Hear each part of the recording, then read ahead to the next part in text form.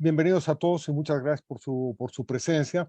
Un especial agradecimiento a Martín Alesina de la institución colega Ceres de Uruguay, nada que ver con Ceres de Bolivia. Martín forma parte de un equipo, de un proyecto de monitoreo de la situación macroeconómica de América Latina, donde ellos hacen este seguimiento a un conjunto de variables de varios países y en base a eso hacen un análisis también de la capacidad que están desarrollando los países para enfrentar situaciones de crisis como la que vivimos en este momento.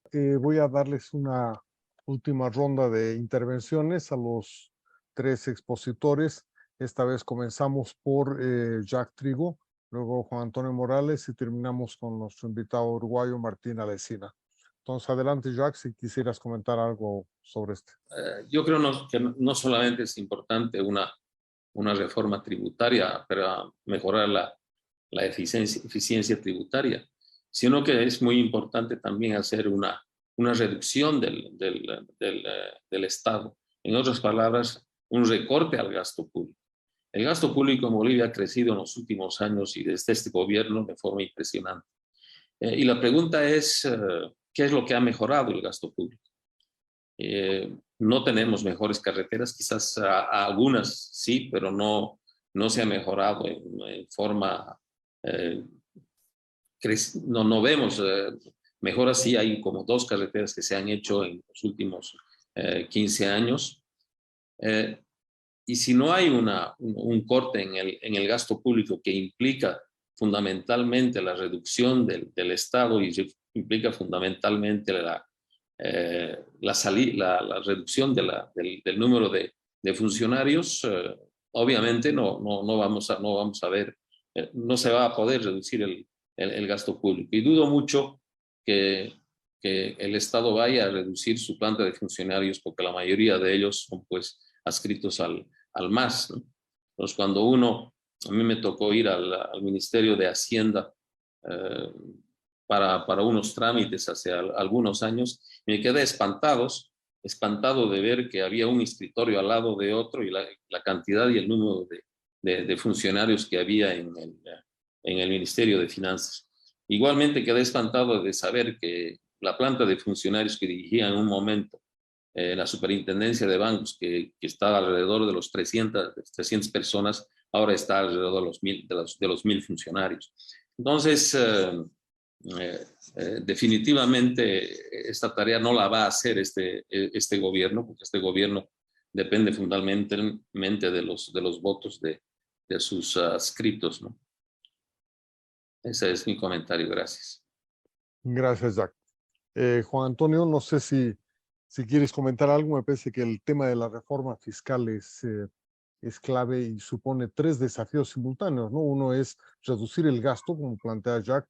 El otro es reducir el peso fiscal del sector formal, que es extraordinariamente alto. Y el tercero es ampliar la base tributaria, que en este momento excluye a una gran parte de la economía. No sé qué opinas sobre estos temas. Adelante, Juan Antonio.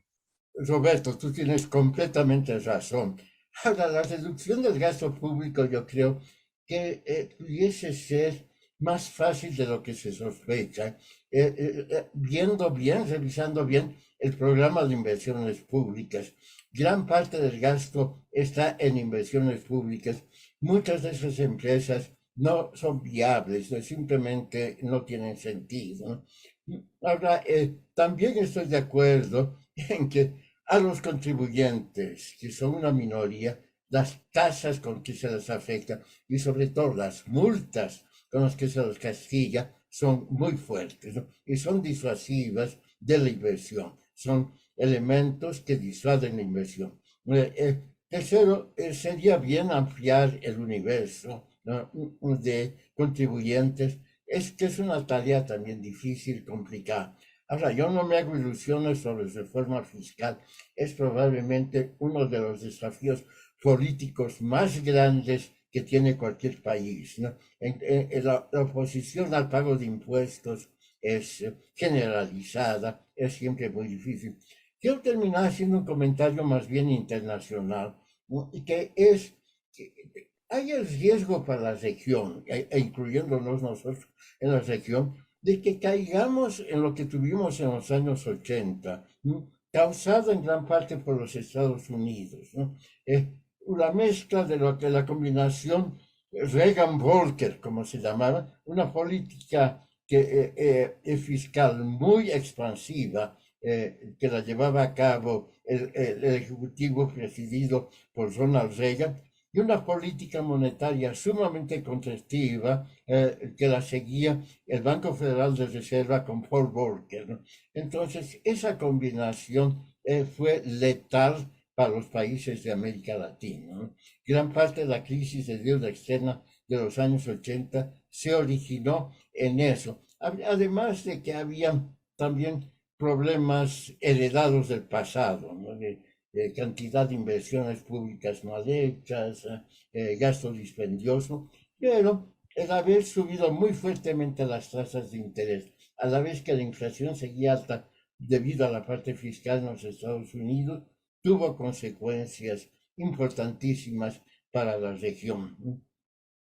También, y las consecuencias no solamente subieron las tasas de interés para los países de la región, peor todavía, ¿no? Se limitó nuestro acceso a los mercados de capital, ¿no? Entonces, los países no tenían ni siquiera para refinanciar sus deudas, menos todavía para contraer nuevas deudas, ¿eh? Entonces, hay el peligro, que yo lo veo para toda la región. Hay el programa, y con eso termino, el programa anunciado por el presidente Biden, que tiene un nombre que en realidad es medio raro, ¿no? Inflation Reduction Act, decreto de reducción de la inflación, cuando el programa es más bien de una gran expansión fiscal, ¿no? Se calcula que se estarían, en los próximos 10 años, el gobierno americano gastaría 4 trillones de dólares en expansión fiscal, a la vez que el Banco Federal de Reserva está apretando fuertemente la política monetaria, ¿no? Aunque hoy día, porque los datos de inflación que salieron hoy día parecen mostrar de que está siendo domada, se piensa que el Banco Central ya no va, americano ya no va a ser tan agresivo con sus tasas de interés. Hay una pregunta, Roberto, que dijeron sus... Yo te decía, cuando tienes tipo de cambio flexible, ¿no? Entonces, parte de tu demanda excedentaria que pudiese haber por dólares frente a la oferta, se traduce en mayor tipo de cambio, ¿no? En un precio más alto en moneda nacional de tu divisa. En cambio, con el tipo de cambio fijo, tienes que ir agotando tus reservas. La única manera de sostener una demanda excedentaria por divisas, ¿no?, es agotando reservas. Muchas gracias, Juan Antonio. Le vamos a hacer la palabra ahora finalmente a Martín Alesina. Seguramente tiene algunos comentarios que hacer a los comentarios y a las preguntas que han hecho. Yo quisiera meter la cuchara en uno solo ahí. Martín, en la parte final de tu presentación haces una insistente recomendación de reformas estructurales, y todos aquí también se han referido a la necesidad de introducir ciertas reformas. Pero la experiencia histórica de América Latina parece señalar que las reformas son solamente posibles cuando las crisis son demasiado fuertes, son muy grandes y no dejan otra salida que la reforma. No parece haber posibilidades de introducir una reforma a partir de la racionalidad política o de la racionalidad económica o de la racionalidad profesional, sino básicamente a partir de la necesidad extrema de hacerla. Yo no sé si hay en el futuro, en la bola de cristal que ustedes manejan en su modelo, hay alguna posibilidad de que estemos encaminándonos hacia una posibilidad de reforma, digamos, de esta naturaleza. Adelante, Martín.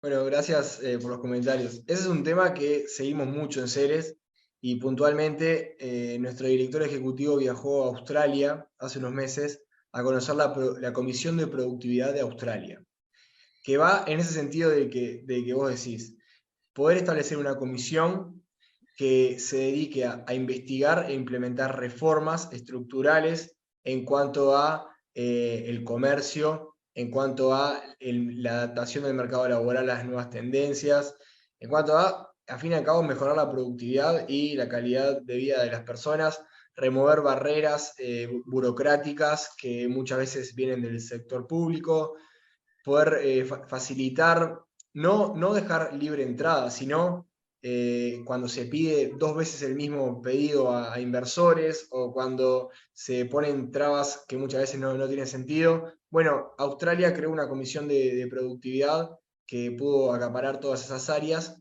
en la década del 90 y ha sido muy exitosa en el objetivo y ha podido unir las visiones de empresarios, gobierno y sindicatos y crear una comisión que trasciende partidos, que trasciende periodos de gobierno y que exitosamente ha logrado remover esas barreras. Ese es el camino que nosotros vemos que América Latina, salvando las distancias, obviamente, puede tomar como ejemplo y poder empezar a copiar las cosas que puede copiar y adaptar las cosas que no puede copiar. Entonces, nosotros vemos un camino difícil, pero que estaría bueno mirar con lupa, que es el caso de Australia, y estamos empezando a analizarlo para hacer propuestas concretas que sean aplicables para el caso uruguayo y que obviamente se podrían replicar en diferentes medidas para América Latina. ¿Cómo estás? ¿Cómo estás tú? Eso en cuanto a la pregunta que hacías vos, Roberto. En cuanto a la pregunta de Jorge, bueno, uno espera que las experiencias internacionales dejen ciertas lecciones, pero no fue lo que pasó. Allá por el 2013-2014 se tenía tasas altas, pero en el monitoreo de las deudas de los países de América Latina no se ha visto, y de los déficits también, no se ha visto reducciones significativas en una porción importante de los países. Entonces consideramos que no hay una lección aprendida en ese sentido. En el 2020 la pandemia agravó el estado de situación de los déficits fiscales y de la deuda de los países, por lo que ahora en este momento también están en una posición de vulnerabilidad y no se ha tomado ese suceso como una lección, en términos generales, mirando a todos los países de la región. Hemos llegado al final de nuestra sesión de hoy día de los diálogos al café Marcos Escudero. Quiero agradecer nuevamente a los 3 expositores, a Martín Alesina, a Juan Antonio Morales y a Jack Trigo, y por supuesto agradecerles a todos ustedes su participación.